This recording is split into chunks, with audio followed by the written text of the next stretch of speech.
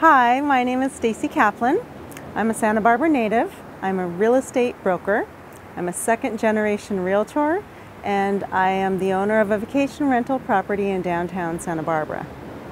I don't feel that it is the city or county's business to tell private property owners who pay the taxes to whom they can and cannot rent and for what length of time. So this is a private property rights issue at the heart of the matter. I would say that there have been very few complaints.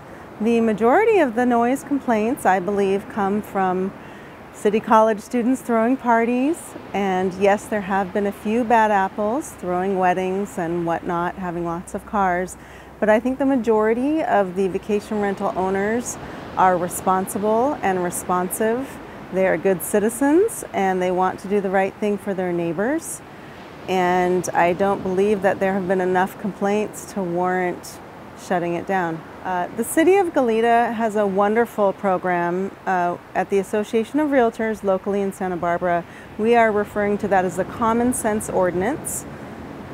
It's wonderful. So the property owner must have a business license, must pay their transient occupancy tax. They must notice their neighbors within a certain radius that they are operating a vacation rental. There must be a property owner or a property manager available to come to the property within, I believe, half an hour of a complaint. It makes sense, and as long as the owners are following these guidelines, they can have their rentals. And the majority of the property owners really do want to be good neighbors and good citizens. They want to keep their properties quiet and they want to keep them clean because they're rated online. The idea that it is taking away existing housing stock in Santa Barbara is unfounded. First of all, we have a minimum of 5 colleges. We have campuses in town, small ones, big ones. This has always been a high-pressure market in terms of rentals. It's also a high-pressure market in terms of listings and available properties. And the vacation rentals that have been here, some have been here for decades, some are newer, but again, this is a private property rights issue. It's not up to the city to decide if we should be creating more housing stock by disallowing this from the property owners. It's up to the property owners how they want to use their private property. And I will give you 2 examples why I feel that it's totally out of line for them to be getting in the owner's business. I heard testimony at city council meetings, lots of testimony. The 2 stories that stuck in my mind were of a young woman who came up and said that her husband was diagnosed with an illness. They were very concerned. He could not work.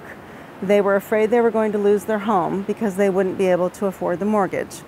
They moved their family into their parents' home and began renting it out on a short-term basis, their own property, and were able to keep their property until he was well enough to return to work again.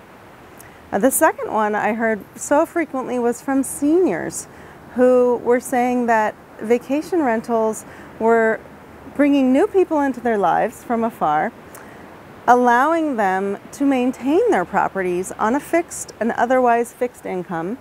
We know sewer lines are about $7 grand, you know how much a roof costs, allowing them to keep their property in good condition and to remain in their property.